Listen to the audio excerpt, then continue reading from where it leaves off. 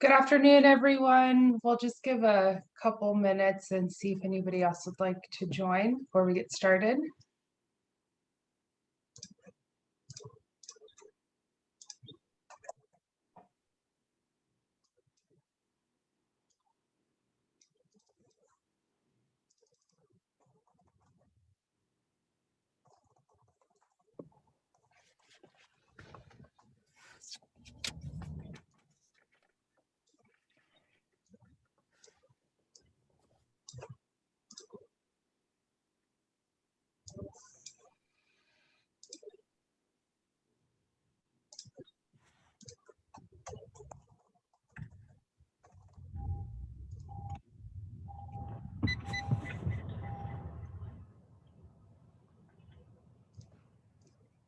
The 1990 I'm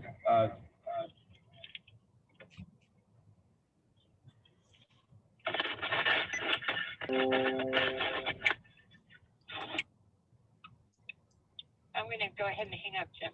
Okay, thank you.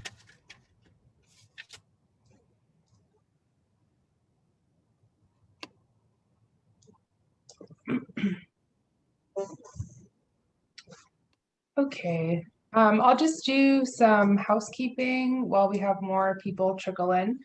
My name is Sophia Garcia. I am the GIS and Outreach Director with Redistricting Partners, who is the consulting firm that is working with the County of Solano and the Redistricting Advisory Committee. Today's presentation will be a community outreach presentation that will be focusing on communities of interest and explaining what that is, and help explain different ways that the public can give testimony. And yeah, we will have a Q&A section and public testimony available at the end of the presentation. And you guys can just unmute yourselves and ask questions at that time. This presentation is being recorded and will be available as part of the redistricting information and will be on the Solano website. If the members of the public don't feel comfortable giving testimony today, there are a number of other outreach meetings and also a community of interest form available online, or folks can email their testimony to the Redistricting Advisory Committee on their email. And we'll just, remember to mute ourselves until the Q&A section is here. And then we also have our supervisor, Jim Sparing today. And I think I see him joining via phone, but I'll start sharing the presentation and then we can have Mr. Sparing give a little introduction. So let me go ahead and share my screen.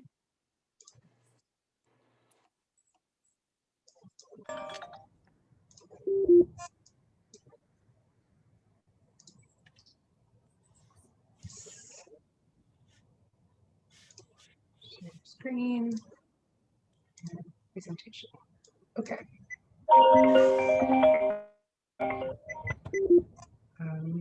Okay, so we'll just give Mr. Sparing some time to give any welcoming remarks. Oh, I see him joining via phone. Hi, Supervisor Sparing from District 3.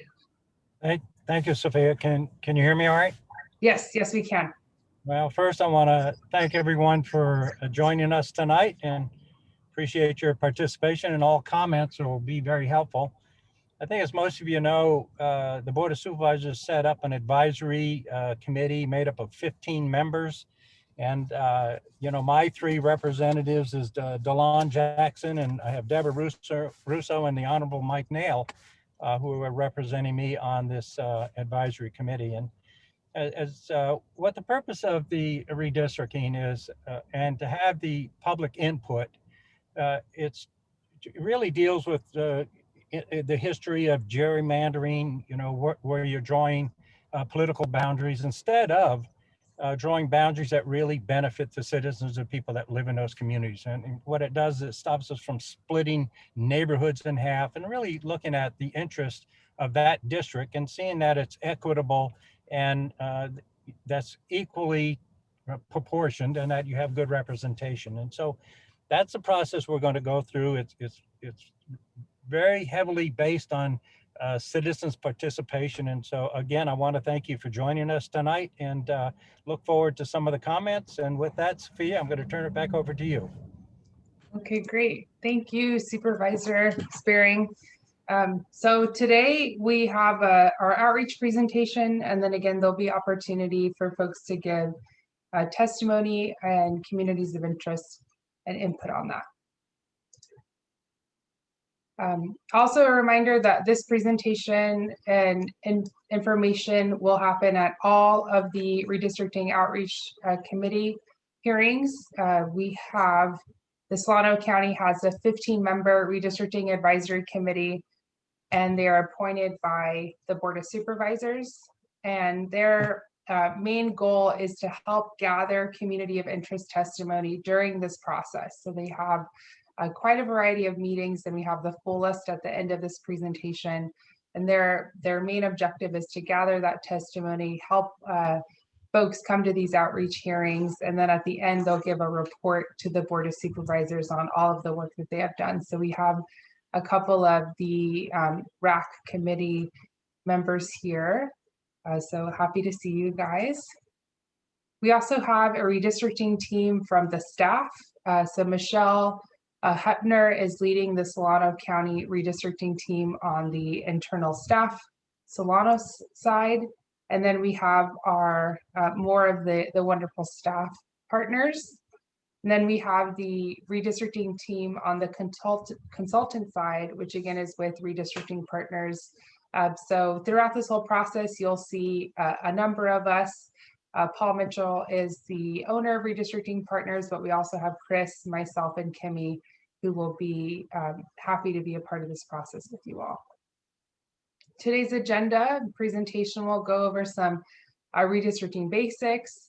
We went over the Redistricting Advisory Committee, some traditional redistricting principles. We have a map tool that we can demonstrate for you all, some public testimony on communities of interest, and then the public hearing schedule timeline is at the end. But we're going to start with what is redistricting. And redistricting is the process of adjusting district lines every 10 years after the release of the US Census. Some of the most well-known examples of this redistricting is our congressional and state legislative districts, but local governments must also go through this process. And that's why we're here. So the County of Solano went through this process in 2011, and now it's that time after the census to go through it again in 2021. Beyond creating districts of equal population, redistricting also serves to empower local communities to preserve voting rights, which is really important. The Redistricting Advisory Committee, like I said earlier, is a 15-member committee which is here to assist in conducting community outreach. Some of the goals of the RAC are conduct community outreach hearings, identify communities of interest for public input, and then at the end of their process, report all of their work to the board. The redistricting timeline. So right now we're in that series of outreach hearings. The Redistricting Advisory Committee was appointed in May, and we have, because of the June primary that the County of Solano has, the state has put a deadline of December 15th to complete all of the final maps to be completed. So right now we're in that June process where we're doing the outreach hearing.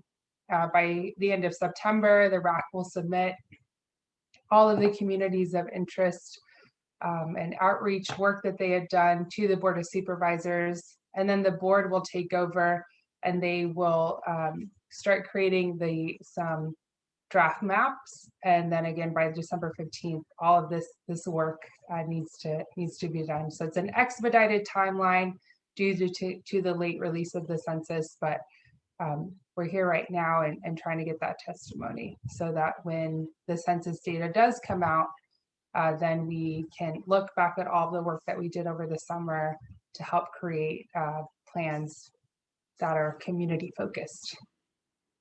So communities of interest is one component of the criteria that has to be looked at. So some folks might think of redistricting as solely a numbers game, but it's actually more of an art form than a science. There are some traditional redistricting principles that we follow to prevent districting from becoming a gerrymander and to try to ensure confidence in this process. The number one criteria that we have to look at is relatively equal size. And when we refer to size, we're referring to people, not citizens. And this is a really important factor because we're looking at the adjustment of where communities and populations have moved. We do this after the release of the census because then we're able to see where in Solano County has there been growth, which cities have lost population, where have folks moved. And so this is the number one criteria where we sort of look at the whole rebalancing of the County of Solano and your Board of Supervisor districts. Contiguous is one of those funny words that only really come up in the redistricting process, but it really means keeping the districts together, keeping them whole. I don't think that Solano County has any islands in it, but an example of that could be in Long Beach and down in LA, there's Catalina Island. And so that for that one, the island would be a part of LA or Long Beach. Communities of interest, we're going to get more into that. And that is a big criteria here in the county, where we're going to try to focus on listening to public testimony and making sure that we maintain those communities of interest and try to keep them intact. Following city, county, local government lines is another criteria, and then keeping districts compact and appearance or function is after that. So the bulk of this presentation is focused on communities of interest, focused on helping people think through what are some examples that the public can give and how the board can ultimately use that in creating districts. And communities of interest is about bringing like-minded people together for representation. They are the building blocks of districts, and a community of interest can include ethnic and language minorities and other groups. It's really important to remember that communities of interest are subjective. So all of us will have different viewpoints of our community, and it's really important for the RAC committee members and for the board to remain open-minded and as inclusive as possible when we're listening to the COI, to the community of interest testimony, and also when we're helping folks with sort of outlining what testimony the board is looking for. Communities of interest that are covered under the Voting Rights Act are Latinos, Asians, African Americans, and other ethnic groups. And those are communities of interest, and race can be a factor when drawing districts, but it cannot be the predominant factor unless there's the Federal Voting Rights Act case. So that's another important piece to remember, to remain open-minded, to remember that COIs are subjective, and that race can be a factor of your community of interest, but it can't be the only thing that the board will look at. There's quite a number of different communities of interest out there, and we won't go through all of these, but historical communities, cultural amenities, creative arts communities, downtown and urban areas, those can all be communities of interest. Another thing to remember that in California, we have the Fair Maps Act, which the cities and counties in California must follow. And under that, let me go back. And under that, political parties, incumbents, and political candidates cannot be included as communities of interest. This is a new law that came into effect for the 2021 cycle.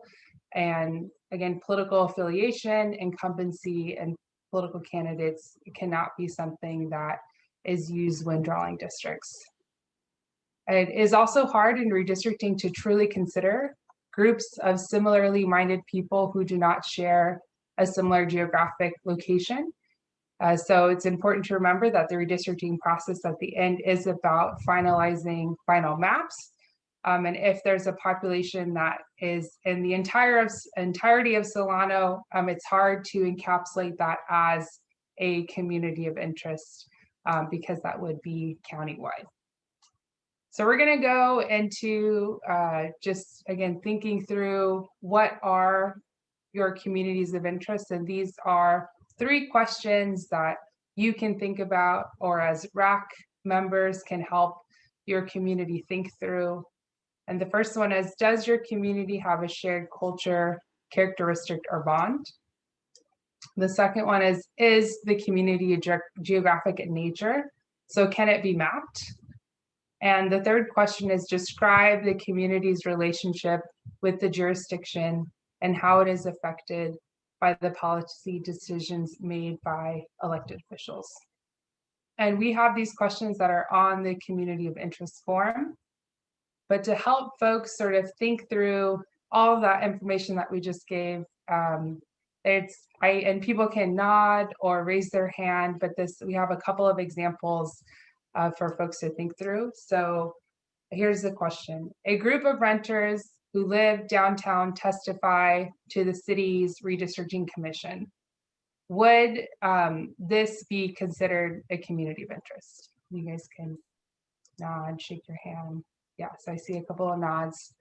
Okay, if you nodded or said yes, you're right. Yes, this is a group of residents that can easily be mapped in a distinct area, and they share a common policy interest, which can be addressed through legislation or public services.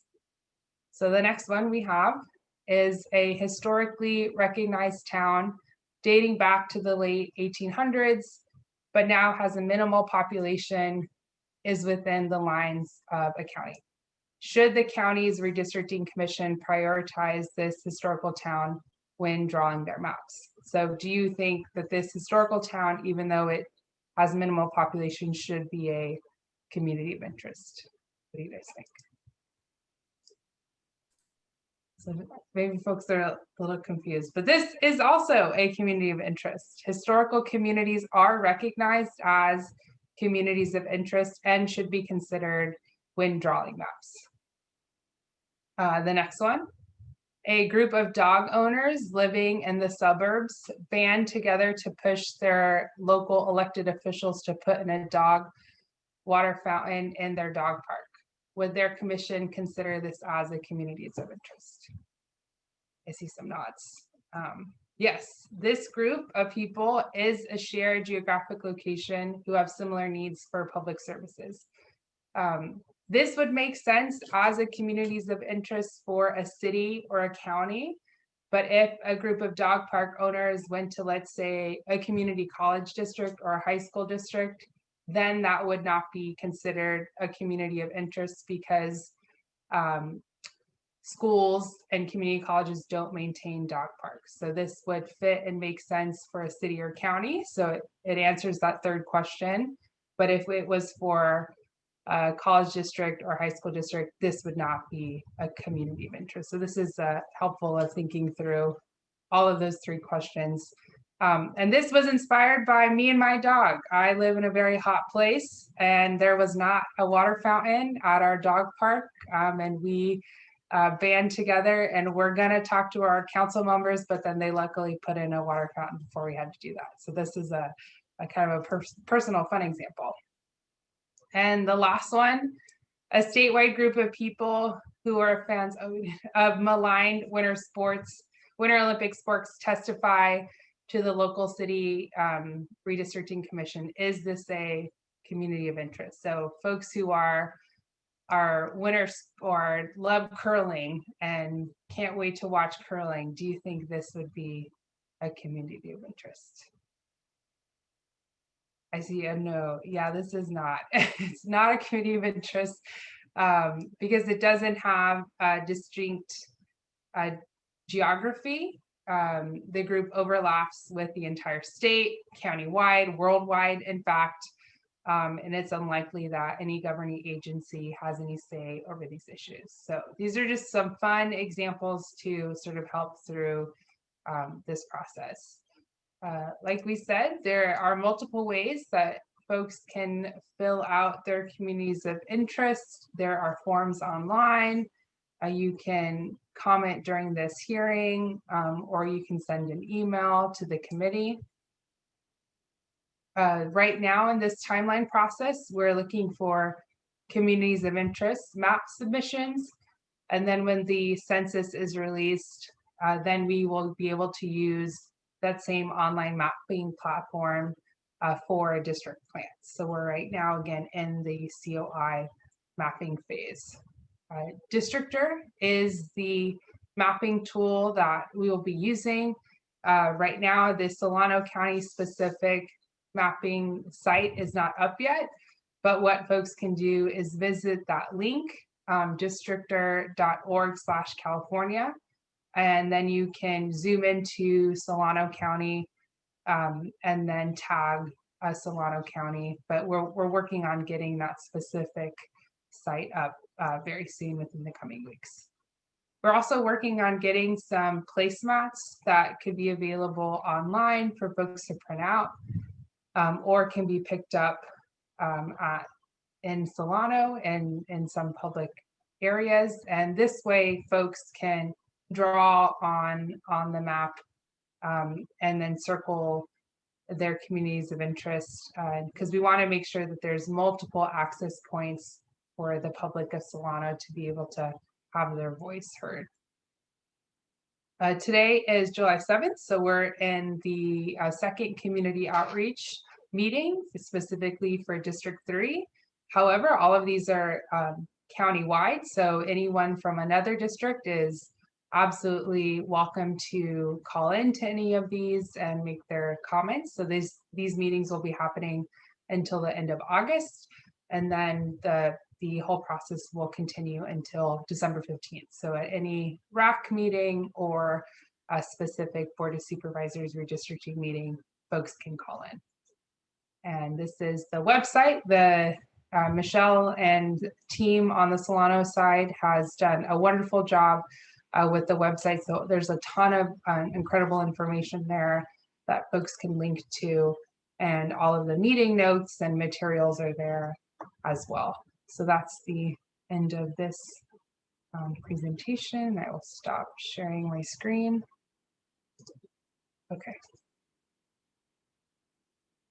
So this is time if anybody has any questions or wants to offer a comment. You can raise your hand and just go ahead and ask myself. And I know we have some city staff and the city attorney on the call as well. I see a raised hand. Nicole Jackson. Okay, I see your hand raised. Yes, go ahead. Okay, I'm in District 3, and my weather, when I go to like check my weather, it says like Suisun City, but oh, my baby crying. So basically, I just want to know.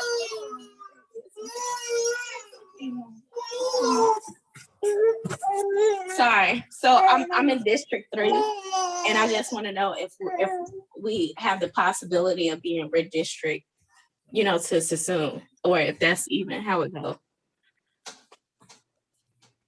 To Suisun, is that a city adjacent to your area? I'm like right on the borderline.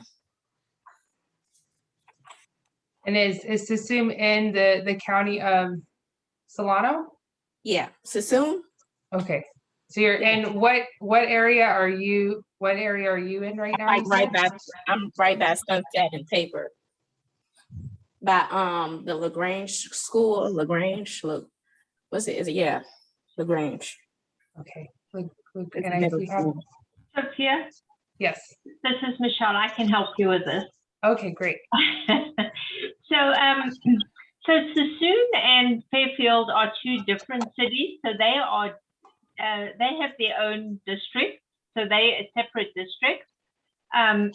However, when the county draws lines, it could happen that you could get the lines could go between a city, but part of the Fair Maps Act is to actually try and keep the lines together, the cities together, which actually the cities are considered communities of interest as well.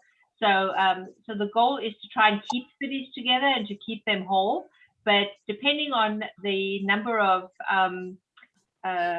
constituents in each district, it may be that the lines change or they stay the same. Right now, there is a very fine line between Sassoon and Fairfield that falls within District 3, but that may or may not change with this process.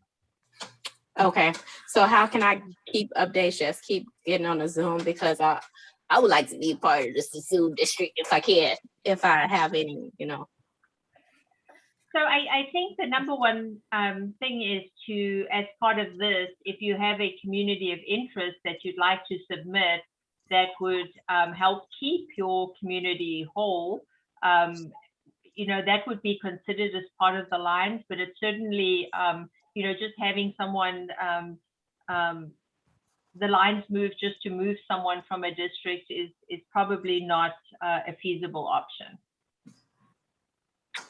Well, I have interest. I don't know what all of them is, but I'm sure I fall under one of them. So my question is, do I just continue to follow the links, or should I, like, how do you submit a interest? So you can certainly tell us on this call what your community of interest is, but what I would suggest is on our website, on the Solano County Redistricting website, there is a community of interest form, and you know, it'll walk you through some questions which will help you think a little bit through what your community of interest would be. Okay. Okay, thanks. You're welcome. Thank you, Nicole.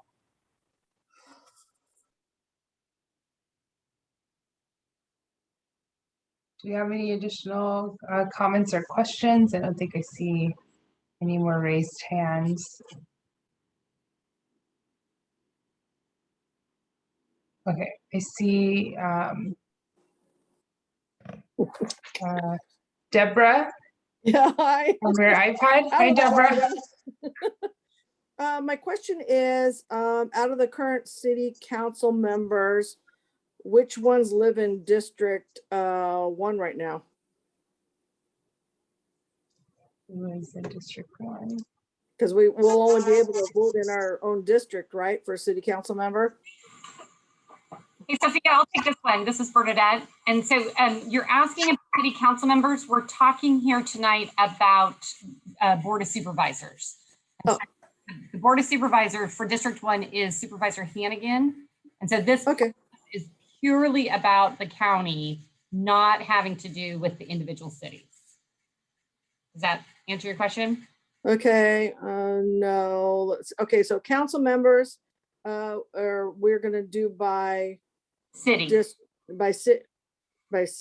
No, the city is going to handle that process. What we're asking you to participate in is with regards to the redistricting or the boundaries for the Board of Supervisors only, just the Board of Supervisors. Okay, Board of Supervisors, ours is Hannigan, correct? Correct, correct. Okay, super, thanks. You bet. Well, I have one other question. Go for it. Oh, the other question is, so the city council are not going to have anything to do with districting, right? That is subject to their own responsibilities under the law. So you have, I'm assuming you're talking about the city of Vallejo. So you would correct. You would have to contact them. We are not, I'm not going to opine or advise on what the city has to do, but I believe it's very similar. Okay. Very similar process. Oh, similar. So they might have districts also? The city of Vallejo went to districts this past, and I believe it was in 2020. So they are now electing their city council members by district. So they'll go through a similar updating process when the census comes out. Okay. Thank you. Thank you, Deborah. I saw Jim Ward. Hi, Sophia. Can you hear me? Yes, yes, we can. Hi. Just as a suggestion, and I'm in the city of Dixon in Solano County. Do you have a map? And I think some people are confused. As the last person, Bernadette, was just saying, the cities are going to control their own redistricting. However, for the Board of Supervisors, do you have a map for everyone's sake that shows what supervisor handles what area? We can pull up a map. I think that's online, but we didn't do that this time. But we will note that and we can work that in for our meetings coming forward. That's a great Thank you. suggestion. Thank you, Jim.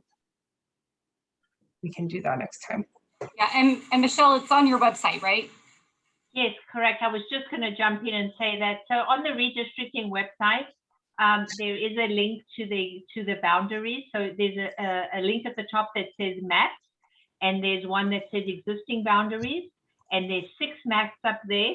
One shows you the overall county, and then the other 5 are the individual districts that give you a little bit more detail on each district. So you're welcome to just navigate to the redistricting website and you can pull up those maps.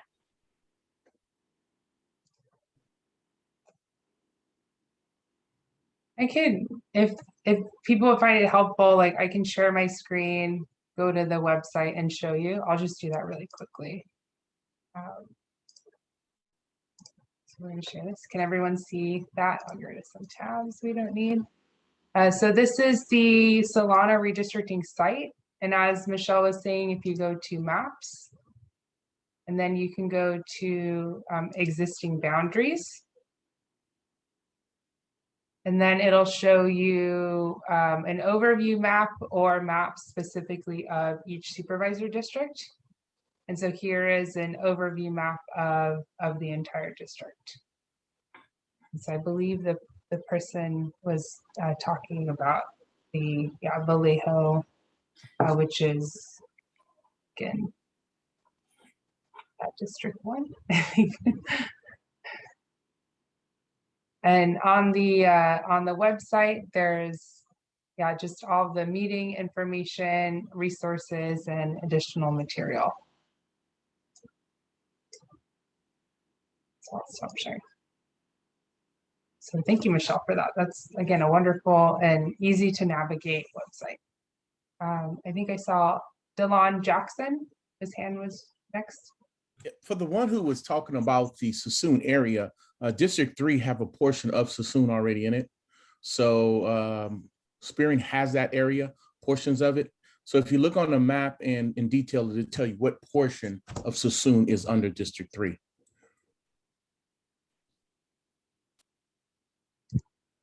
Okay, thank you. Nicole, did you have your hand raised again, or? Yeah, I was Okay. actually going to ask about Jim's. How you say his last name? Spearing. That's the because he's a District 3 board a supervisor, and he's a hard man to come about. I've emailed him several times, so I was just wondering why he's not on the call. He was on it earlier because I was going to inbox him something, but he surely is a hard man to come about. So Nicole, he bumped over the. How do you the Spearing? Yeah, it's Supervisor Spearing, and he bumped off of the call, and he texted me to tell me that he's in a remote area and he ran out of time on his little. He has a separate little internet thing, and he ran out of minutes on that. But he texted me to let people know that he had dropped off of the call, and that if there was any questions for him, or I could get back to him on that. So if you would like, I can let him know that you're trying to get hold of him. Okay, interesting. Okay, thanks. Yeah. Okay. And then Alicia, I see your hand is raised. Hi, can you hear me? Yes, yes, we can. Yeah, okay, great. My name's Alicia Minion. I actually live in District 5, but I wanted to participate in the process early. and looking at the boundaries for the existing 5 districts, I was just wondering, what was the rationale for the current territory? Is that documented in some way? I will This punt is that Yeah. to I'll the, Hey, Alicia, it's Bernadette. Hi. Actually, you can go onto the county website. There should be at least the minutes of the meetings when the board did this back in 2011. I don't, there, just for everybody's reference, the Fair Maps Act was not, had not been adopted at that point in time. And so the process was completely different than what you see right now. There wasn't the requirement for the number of participating, or community outreaches. So it was all done in the Board of Supervisors chambers. And then was there an outside consultant that was involved? And there was, and it was a former county employee who had been brought back in, who had done the 2001 census as well. Okay, and then do you remember if there was any third-party data that was relied upon to determine the boundary? Or was it all, just some census data and that's it, only one data source? Well, that is the requirement. So the law requires that it be the data source, the census is the data source. Okay, and then, but otherwise the person's involved in the mapping and the logic and in terms of how to use that data, it was in-house, basically. Again, it was a retired county employee along with staff in the Registrar of Voters office and county surveyor. I'm trying to remember all who were involved, county administrator's office. So GIS, Registrar of Voters, and then the retired consultant who used to be a former department head. Okay, and you think the minutes is going to tell the story of, do you think they're detailed enough? It'll explain the logic behind the boundaries? I think you'll see what happened. I don't think that the minutes are going to be as great, but you might be able to get the video and watch the video. Okay, yeah, I mean, the only reason why is this, I think it's important to understand what was the logic behind, the last rendering and, of the boundaries and then, if other criteria should be considered, then, maybe the boundaries as they are flawed, you know what I mean? In some way, like they're not meaningful anymore. And right, so, which is the process, and which I appreciate your level of research and putting it into context. But the process associated with what we've got going now under the Fair Maps Act is very prescriptive. I mean, Sophia did a great job of walking you through what we have to go through now. So it's again, the boundaries must be contiguous, they must be compact. I believe it was Nicole's comment with regards to dividing cities, that is discouraged unless it has to. Under the Federal Voting Rights Act, the boundaries must be the individual districts must be as similar in size. So one district can't have 100,000 people and the other one have 10,000 people. So they must be as compact as possible in terms of equal number of represented citizens. Time around before, just so that for context, before the law allowed for the counting of the prison population, which is why that's included within Supervisor Vasquez and District 4's population. Fair Maps Act this time around requires that we exclude that. So the data that we're waiting on in terms of the census will exclude and extract those numbers out of the population.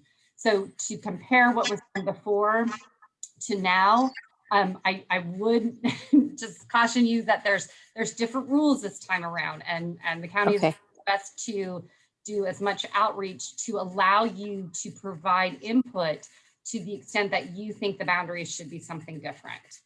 I just want to go back to, again, one more thing to Nicole's point, and I think Delon, you did a great job of talking about that. District 3 includes a portion of Fairfield and the majority of Sassoon. There is a portion of Sassoon that is in District 5, the very western end of the city. The very eastern end of the city, close almost towards like the Walmart area. That is currently in District 5.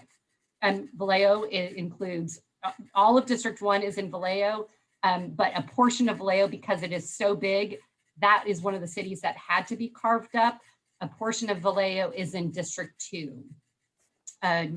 So like I said, District 5 has some of Suisun. District 5 and District 4 split Vacaville. So District 4 has the prison and then north over to Dixon.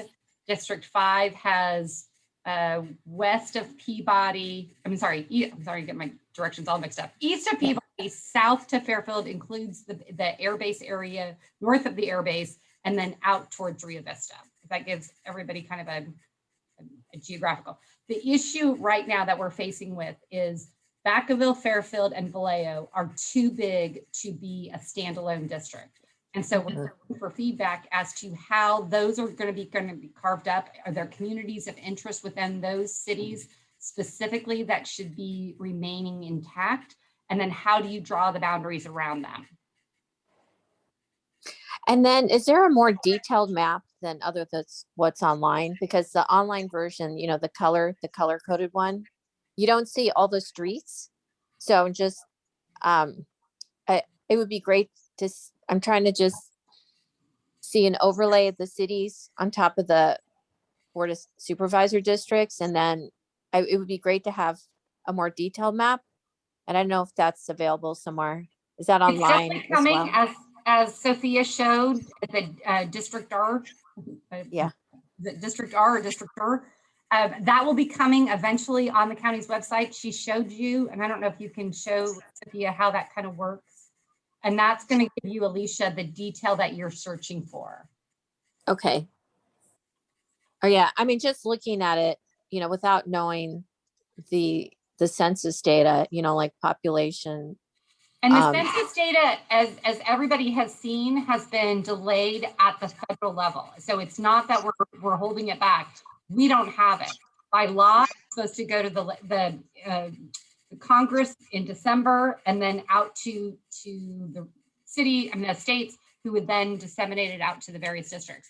We have no idea when we get it. We think we're going to get it in September, we're being told, but that's what's holding up the full process.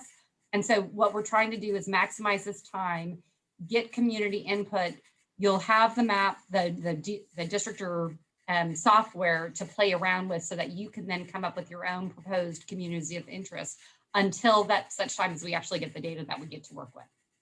Okay, that's great. That's really good to know. Yeah, but just looking at it, it just looks like the shapes of District 3 and 1 look a little strange to me, but I think once we get, I just need a little more context. I'll do a little more digging and then eventually we're going to get better data. But I appreciate your response. Thank you. And Alicia, that's a wonderful, I was gonna show Districtor, I see Sean's hand raised, but I think I'll do a quick Districtor demonstration. And again, as Bernadette said, we don't have the specific Solano County Districtor site up. However, on the presentation, anyone can go to districtor.org/California. And there's two options, draw your district or draw your community. We're in the phase where we're looking for communities of interest. So we're going to go to the draw to the community phase. You go to statewide, and then you'll click on this red button called California. And it will take you to the whole state of California. And again, the one that's focused on Solano County will have the Solano County boundary. But right now, folks can just zoom in. And we're going to zoom into this area. And we're just zooming here. And how you draw your areas is there's this taskbar on the right side. The hand button allows you to move the map around. And then if you have this brush button, if you click on that, it allows you to change the size of your brush. So if you want to just grab one block group, or if you want to grab up to 51, that allows you to change that. And so you just grab your section of your community, and then you're able to label it. You can use a name and then describe the area that you chose. Earlier, one of our earlier callers mentioned a specific school, so you're allowed and able to choose a specific area. So if you click on the important places, it'll allow you to put a dot there. And then similarly, you can change and add a description. So we can title it. And then again, add information on this area. When we do get that census data, the data layers and evaluation will be a little bit more robust when folks are trying to create whole districts and specific districts.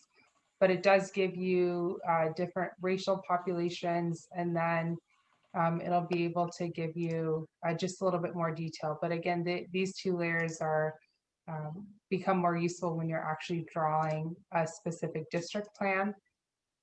You can erase the community if you decide that's not what you want. And then you can add as many communities of interest or points as you'd like. So to add another one, you go back to the brush, we click on this plus sign, and then it changes the color. And then we're allowed to draw a different one, add more information, and then the same thing with the point and click tool. Right now, like because we don't have the specific Solano website up, you can still tag your map to be Solano County. But in order to ensure that the RAC committee and the Board of Supervisors ultimately get to see your specific map during this time, the best thing would be is to copy your specific URL code. So if we copy this and I put it into the search bar and I paste it, then it's going to take me directly to the map and area I just drew. So right now, because we don't have, again, this specific site up, the best thing to do would be to copy that URL and email it in to the area. So that's just a quick tutorial of that district. So I'll stop sharing my screen. Can I ask one more question? We're gonna go to Sean first, Alicia, okay. because he had his hand raised, and then we'll Okay. come back to you. So I want to make sure Okay, Sean thank you. gets his comment first. So go ahead, Sean. Thanks, Sophia. Yeah, I'd definitely like to play in the tool a little more. I'm looking forward to getting the numbers updates so we can have a little more relevant data. And then I guess as far as communities of interest, I know you said cities can be communities of interest, and also I imagine the census designated places are probably some of those. Like for Solano County, we have Green Valley, Rockville, Elmira, Allendale, and then some of the smaller cities. I think those, I'm sure people in different parts of Solano County would highly advocate for those to be considered communities of interest. And maybe, in the case of Elmira and Allendale, maybe people would think that both of those CDPs would be a community of interest. And so I definitely encourage people to look further into those communities. And while Vallejo, Fairfield, and Vacaville are too big to put into one district, and maybe people could advocate that maybe Fairfield, Vacaville, and Vallejo shouldn't be more than 2 districts, for example, and not be split into 3, which I think Fairfield is currently, if I recall correctly. But I think someone could make a strong case to make it only the cities into 1 or 2 districts based on what's practical and based on the actual census data.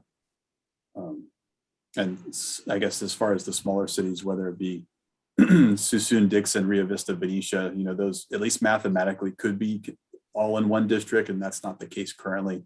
So again, if someone lives in Suisun and they think that Suisun should be part of 1 district, that would be a change from what's currently mapped out. And I did have a question in a previous meeting. It may have been a RAC meeting, but also it could have been a community forum. Do you know when we'll be able to get some more of the demographic information, for example, like homeowner rates or some of these, some other data that we can use to start building our communities of interest? Is that something that we'll be able to get, do you think, fairly soon, so we can kind of play more with looking at that data and try to make it a little more meaningful for these communities of interest? Are you asking like that data be added to Districtor, or that it be added to the county site? I guess preferably, but if there's a way that we can get, I don't know if you call it GIS, like a heat map or something, where it's okay, if this is an area that has over, I don't know, I'm just making the figures up, but like 70% home ownership, you know, I think, or some level of, what I'm trying to think of the word, but, you know, some level of granularity on, you know, the darker the color, the more home ownership, the lighter the color, maybe more renting. You know, I think that could be something that would be useful for people. You know, some sort of density, like rural versus urban, you know, a couple of those like really basic demographic type information, I think would be really helpful for people that are trying to build a community and maybe don't just want to have a really small community of interest, but want to try to take a crack at making a, you know, if they want to recommend a full district or even a full map. I think that information would be really helpful for someone to make a something that's a little more valuable.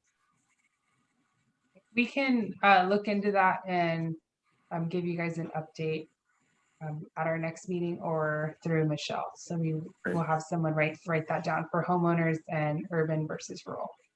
Great, thank you so much. Okay. Thank you, Sean. Okay, Alicia, I see your hand is raised. Hi, great. Just some other follow-up questions. So, and looking at the map that districtor.org, I was just curious. You mentioned population. There's a lot of raw land throughout Solano County where there is no project tied to the raw land, but it's zoned for housing. Okay, which could increase population if the builder were to build. And then there's some raw land where there's a developer agreement already tied to it with a specific project. This happens a lot in Vacaville. Some of these developer agreements, they're as long as 10 years and then they get extended another 10 years. And so, I mean, how would that get, if you're looking at population and say, you know, there's specific development that maybe is going to be built out in 2 years, is that going to get considered? How does that get considered when you're dividing everything up into 5 and you want to keep population in mind? So that's the other thing. And then also we have an issue of fire services.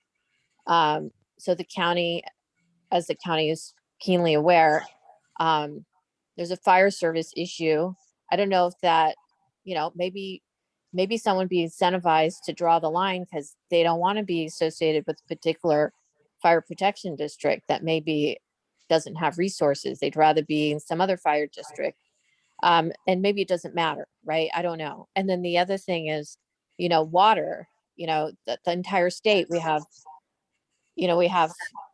a crisis with regard to water supply, and there's an issue of water delivery. So I was wondering, how is that going to play a role in redrawing these lines? And that's just, I think, something to think about. But if you guys are the experts, if you think those things don't matter, I'd be curious why they wouldn't matter. Thank you. I'll start with the first question. So in order to redistrict, we have to use the 2020 census data. So even though there might be parcels that are projected to have homes on them, at the moment in 2020 on April 1st, if there was no one living on an area of land, that can't be used during a redistricting process.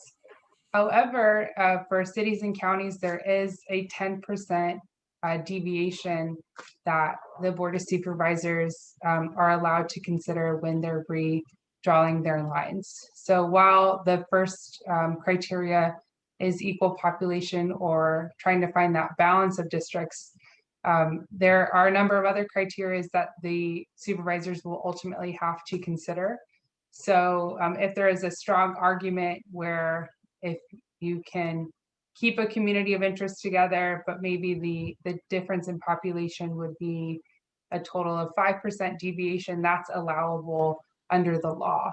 So if there were folks who strongly advocated for a specific community to be kept together or specific interests, that's something that they can consider. But again, the first one is try to that rebalancing based on the census data. For the other two things that you mentioned, the fire districts and water delivery, if there are those specific districts and if community member or someone would like to be in a specific district, that's something that they can advocate for and use as COI testimony or through a map. But that would be something that the board and the committee would want to hear more information on. I hope that answers your questions, Alicia. Thank you. So do we have any other questions or comments? Again, we put the presentation should be up on the website. Folks can still use that districtor URL link. And again, the best way to ensure that the committee and ultimately the commission sees those is to keep that URL link and then email it in. We will keep you guys updated when we get that specific Solano site. And just as a reminder, the next community outreach meeting is for District 4, and that's on July 14th. But again, all of these are open to anyone across the county and not just specific to that district. So anyone is welcome to join these, and we will be doing the presentation and the map demonstration at every meeting. So again, I don't see any more hand raised. No. Sophia? Yes. It might be helpful if you can just quickly share your screen and show them on the website where they can go to fill out the form for the community of interest. Okay, let me get the site up again.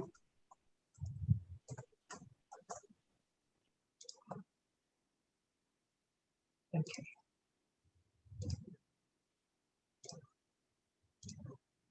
Share screen. And Michelle, maybe you can help me. I think it's on resources. It's under the get involved. Okay, get involved. And then it says community of interest form, the last one. Okay, perfect. So that's where you would fill out the form. And the questions will help you think a little bit through the community of interest that you're trying to submit.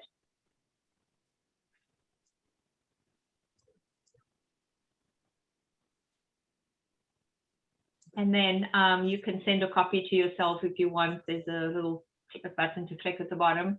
And then if you just go back, if you hit the back button, there's also, it says community of interest submissions. Those are ones that we've already received. So if you wanted to see examples of ones that have already been received, you can scroll down and you'll see some of them where they've answered the questions. And if you submit something, it will show up over here.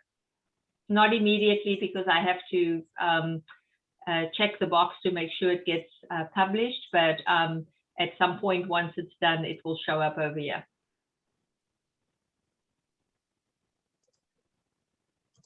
Wonderful. Thank you, Michelle.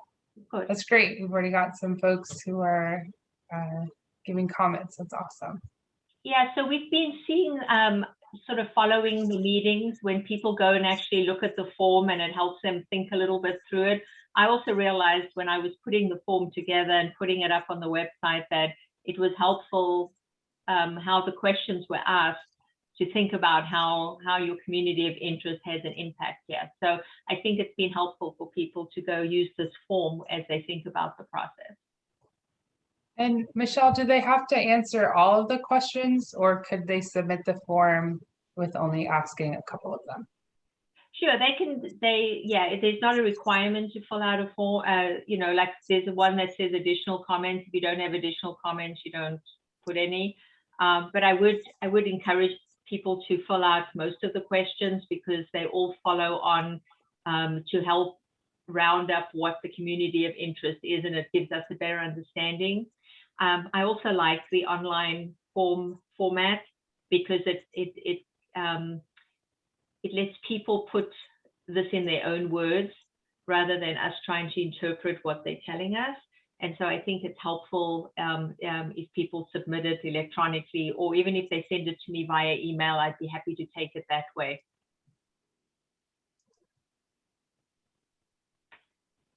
And then to Michelle, to send them an email, would you? Yeah, they can send it. Contact. Right, they can send it to me, or they can just send it to redistricting@solanocounty.com, and that automatically comes to me. Okay, perfect. Okay, I see another hand raised. DeLon Jackson. Yeah, correct me if I'm wrong, but everything is important for community interest, but the most important would be the outskirts of the districts. That's where the really change will come, for them to move those outskirts, the boundaries in and out. So those will be the areas where most impact when it comes to community interest. Is that correct? So I think, as Bernadette mentioned earlier in the call, the supervisors they're not tied to using the existing boundaries as the base for this redistricting process. It's something that they can consider, but we won't really know where the shifts in population are until we get that census data. So I think the communities of interest that are going to potentially be split, we won't know what those are until the draft maps come out at the end of October. So right now we encourage just any folk who have communities that they want to be kept together to speak now, because we don't know which ones will be split at the moment. Does that answer your question? Or yeah, it's just that I can't speak for a supervisor, nor do I have the data, but I can't see a supervisor splitting the whole district in half. You see, I can see them more dealing with the outskirts and moving it back and moving it in, but splitting a whole district, I mean, that's something that'll be, yeah, I just can't see that, but we'll see. Time will tell. Sorry, this is Bernadette again. Dylan, I think that's a great point. I think that is the whole point of what we're doing right now in terms of the gaining feedback, is there anything that is glaring or inappropriate or that needs to be changed within the current boundaries? And if not, is there ways to shift, as you said, on the borders? What makes the most sense? And so on great input, great suggestion. And the point that I would just say is, we're trying to go in with an open mind and a blank slate and allow for the community input, but there's really not huge issues. There's nothing right now in the existing boundaries that violates federal or state law. Right. So can we make it better? That's what we're trying to find out from you. Thank you. You answered it. Thank you. Okay, are there any more hands raised? More comments? Okay, I see another one. Sean Smith. Hi, I just wanted to make the point that I was listening to DeLon speak, and I think I agree with some of what he's saying. I just wanted to say as far as eventually we'll need to put together a report for the Board of Supervisors. So I just really want to encourage people to gather more information and then make sure to submit your comments and your communities of interest, because the more input that we can get, the better and the more detailed report we can get to present to the Board of Supervisors and try to provide I guess as much data-driven decision-making as possible, and honestly, that'll make the advisory committee's job just a little bit easier to have more data to compile that report. Wonderful. And again, there's quite a few more of these community outreach hearings. We're in the second one, and the next one is July 14th for District 4. So we encourage more of the community to come out or to fill out those forms online. So I don't see any more hands raised. So I just want to say thank you everyone for coming out, for your time tonight. You know, as things are opening up, everybody is busy. So we really appreciate all of you guys coming in. And we'll be back on July 14th with another presentation. We'll do the tutorial again and have a similar format for Q&A. So thank you everyone. And I hope you have a wonderful evening, and we'll hope to see you guys again. So thank you. Thank you.